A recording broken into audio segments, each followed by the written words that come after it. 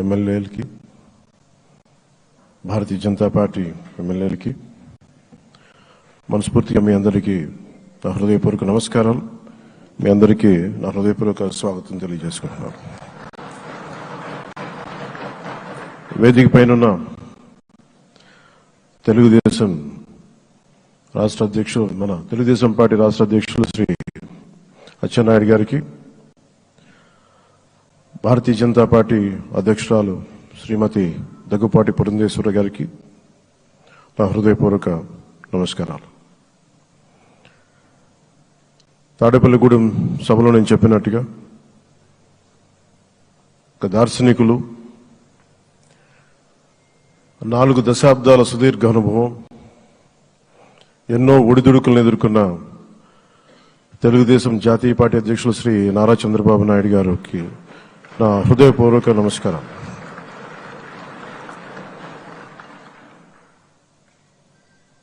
గత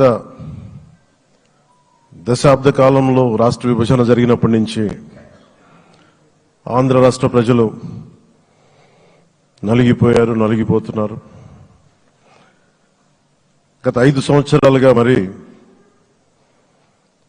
రాష్ట్రంలో ఉన్న విపత్కర పరిస్థితులు తెలుసు.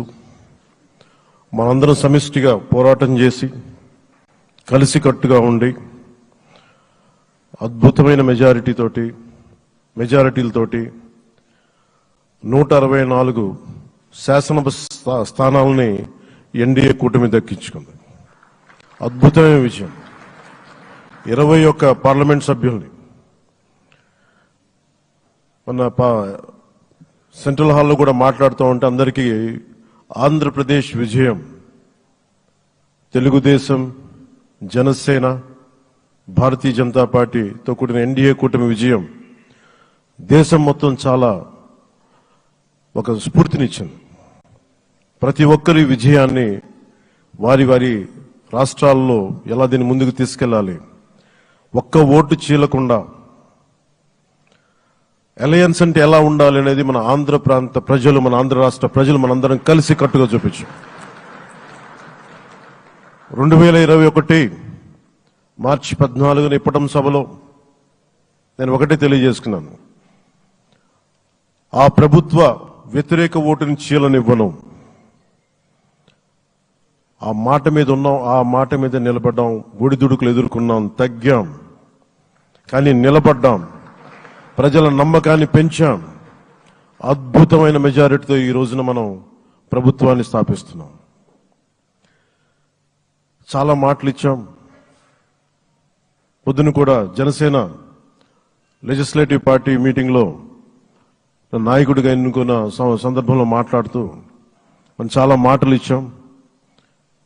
ఇది కక్ష సాధింపులకి సమయం కాదు, ఇది వ్యక్తిగత దూషణలకు సమయం కాదు. ఇది 5 కోట్ల మంది పైగా ప్రజలు మన మీద నమ్మకాన్ని పెట్టుకున్నారు. మన మీద మనందరం ఉమ్మడిగా, మనందరం సమిష్టిగా ఆంధ్రప్రదేశ్ ప్రజలు ఏ అభివృద్ధి అయితే కోరుకుంటున్నారో మనందరం సమిష్టిగా దీన్ని ముందుకు తీసుకెళ్లాలి, అభివృద్ధి పథంలో నడిపించాలి.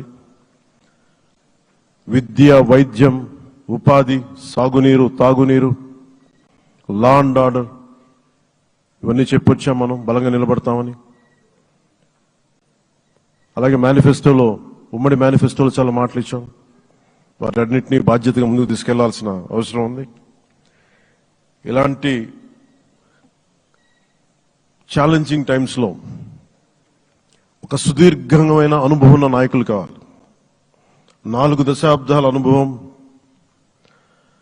అభివృద్ధి మీద అపారమైన అవగాహన, పెట్టుబడులను తెచ్చే సమర్థత, ప్రతిభ. విదేశాల్లో ఉండే నాయకుల్ని, మలేషియా దగ్గర నుంచి, సింగపూర్ దగ్గర నుంచి, యూరోప్ దగ్గర, అమెరికా నుంచి, ఆ దేశాల అధ్యక్షుల్ని తెలుగు రాష్ట్రాల వైపు దృష్టి మళ్లించేంత శక్తి సమర్థత ఉన్న శ్రీ నారా చంద్రబాబు నాయుడు గారికి, ఆయన నాయకత్వం చాలా అవసరం, ఆయన అనుభవం చాలా అవసరం.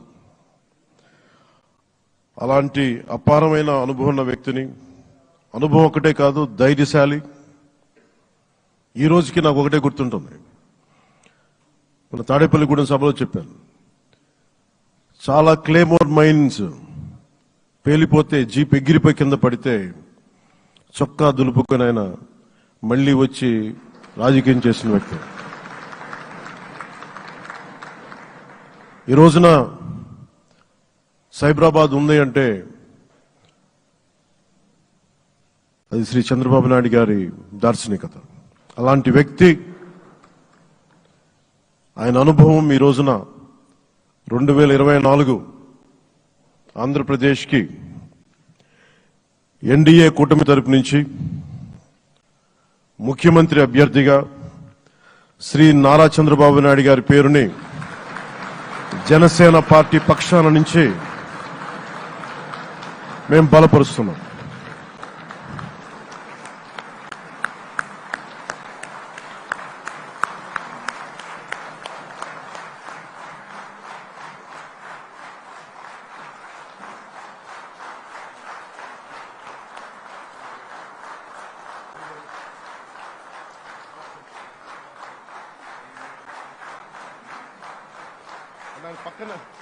ఇది నేను ఆయన పక్కన పెట్టుకుని చెప్పాలి.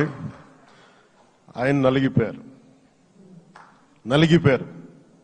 జైల్లో చూశాను ఆయన. పాపం భువనేశ్వర్ గారి బాధను చూశాను. నేను అనుకున్నాను, అమ్మ మీరు కన్నీళ్ళు పెట్టకండి, మంచి రోజులు వస్తాయని చెప్పిన మంచి రోజులు వచ్చినాయి. వారికి మనస్ఫూర్తిగా వారికి నా హృదయపూర్వక శుభాకాంక్షలు. మీరు అద్భుతమైన పాలన ఇవ్వాలి అందరికీ మనస్ఫూర్తిగా మీకు నేను తెలియజేసుకున్నాను సార్.